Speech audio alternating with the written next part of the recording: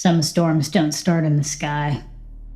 Some start when someone doesn't realize who's standing in front of them until it's almost too late. My dad was in the kitchen when we stood up from the couch. He had one of those old coffee cans full of screws tipped out on the table, the red kind with the faded logo, sorting them by hand like he was counting something that didn't want to be counted. He kept moving them from one little pile to another, then back again, like he wasn't satisfied with how they added up. He didn't look at us. He was wearing his work boots, even though it was almost 10. Laces still muddy, and his jacket was slung over the chair like he was about to go back outside. The house smelled like oil and coffee and rain that had already gotten tracked in. "Don't stay out long," my mom said, not really to anyone. She was rinsing a plate that didn't need rinsing. Dad turned around. He just said, "Storm's picking up." That was it. No suspicion, no head count, no pause where he registered 2 extra sets of footsteps. He was already somewhere else mentally, probably thinking about the missing gas cans or the fence line by the trees that never stayed straight, or the way things kept going missing and then turning up again in the wrong places. He didn't notice when the door shut behind us, or if he did, he didn't react like it mattered. Outside, the rain had that slanted look to it, blowing sideways, stinging when it hits bare skin. It soaked through my sleeves almost immediately. The porch light barely reached past the steps. Everything beyond that dissolved into dark shapes and sound. You could hear the wind working through the trees, not like a roar, more like someone moving around without settling anywhere. The chickens were quiet. That was the first thing I noticed, even then. I don't know why I noticed it. They weren't loud birds to begin with, but they should have been doing something. We ran, laughing too loud at first, the way you do when you're trying to prove that you're not scared. My boyfriend slipped a little in the mud and cursed, and that made us laugh harder. Then quieter. Then not at all, as the shed came into view. It wasn't far. Nothing on our property really was. That's what always fooled people when they first came out. They'd say things like, "This place isn't so big," or "You can see everything from the house." They didn't understand how much ground there was once you were actually standing on it. The lock was hanging open again. It wasn't swinging, just loose. The shackle tilted, rain tapping against it. I remember stopping so suddenly my boyfriend almost ran into me. "That's weird," I said out loud, because it felt like the kind of thing you're supposed to say. "Maybe your dad forgot it," he said. That didn't make sense. My dad didn't forget locks. He forgot birthdays sometimes. He forgot where he put his phone. He forgot what day of the week it was if he'd been working too long. But he didn't forget locks. He checked them even when there was no reason to. Especially then.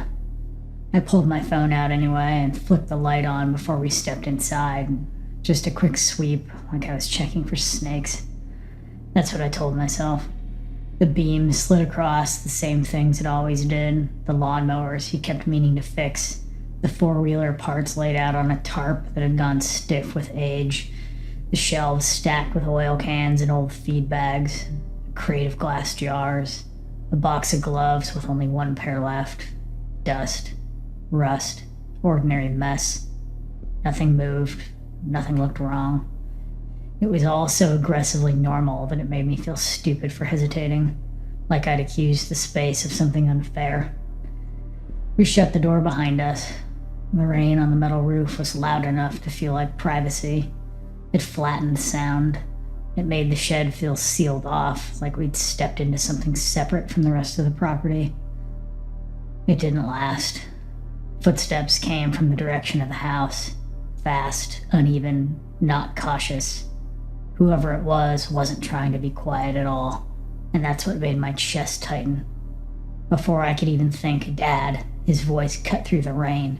"Hey!" Just one word, sharp, not shouted, but placed exactly where it needed to be. Then, louder and closer, "You don't belong back there." My stomach dropped so hard I felt it in my legs, like I'd missed a step on the stairs. "I told you people," he said. and now I could hear him breathing hard. I told you to stay the hell away from my buildings. The door handle rattled once, then again, harder. The sound came through the metal like it was inside my teeth. There are things on this land you don't get to touch, he said. Things you don't get to look for. My boyfriend whispered my name. I didn't answer. I slid my phone into my pocket without turning the light back off and pulled him backward by the sleeve, not looking where we were going. My hand hit a shelf. Something clinked. I froze, waiting for him to react to the sound.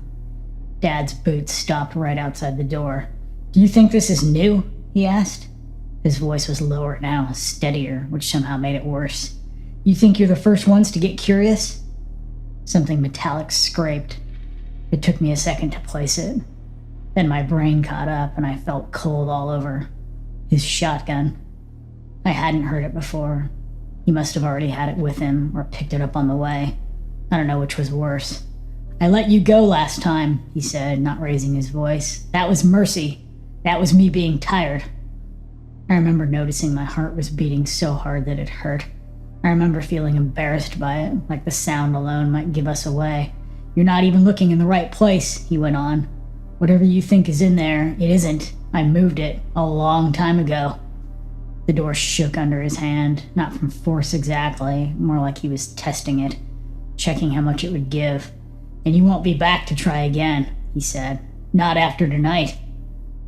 There was a pause, long enough that I thought maybe he was listening for us or waiting for us to run, long enough that my legs started to shake on their own, small movements I couldn't stop. You don't hide in my shed, he said. You don't come onto my land thinking you get to take pieces of it. Last people who tried that thought they were real smart too. The way he said people made it worse than if he'd said kids or teenagers or anything specific. Finally, the door wrenched open, light spilled in, rain blew sideways through the opening, cold against my face. Dad stood there with the shotgun held loose but ready, his finger resting where it shouldn't have been, his face tight and set like he'd already crossed the line and hadn't planned on coming back. He didn't recognize me or us right away. That part stretches in my memory, the half second where he was still looking at shapes instead of a person, where whatever he was prepared to do was still possible, where my boyfriend was just another outline behind me and I was just someone in the way. Then suddenly his face changed. Oh, he said. The gun dipped immediately. His shoulders sagged like something heavy had finally been set down. He grabbed my waist and pulled me forward, fast, not rough, but not gentle either, like he needed to make sure I was solid. Like if he let go, I might not be there anymore. He didn't look at my boyfriend at all. Not once, not when we walked back, not when the door shut behind us. Inside the house, my mom looked up from the sink. What's going on? She asked. Nothing, Dad said too quickly. Head to your room. His hand was still on my arm when he said it. Later, he stood in my doorway and told me that I'd scared him. Told me he thought someone was stealing again. Told me I didn't understand how bad things could get if people didn't listen the first time. He talked for a while about the land, about responsibility, about how things escalate when people don't respect boundaries. I nodded when I was supposed to. I didn't interrupt. I never asked what I heard. He never explained what he'd moved or where or why it mattered that it wasn't there anymore. The next day, the lock was replaced. New metal, heavier. He checked it twice before coming inside, tugging on it hard enough that the whole door shook. I turned 17. We ate cake. Dad laughed when he was supposed to. Sometimes, when I go home and visit, I notice the shed door standing open in daylight, empty and harmless looking, sunlight reaching all the way back to the back wall. Nothing to hide, nothing to protect. I don't ever step closer. I don't shine a light inside, and I don't look. I already know how much someone can say before they realize who's listening.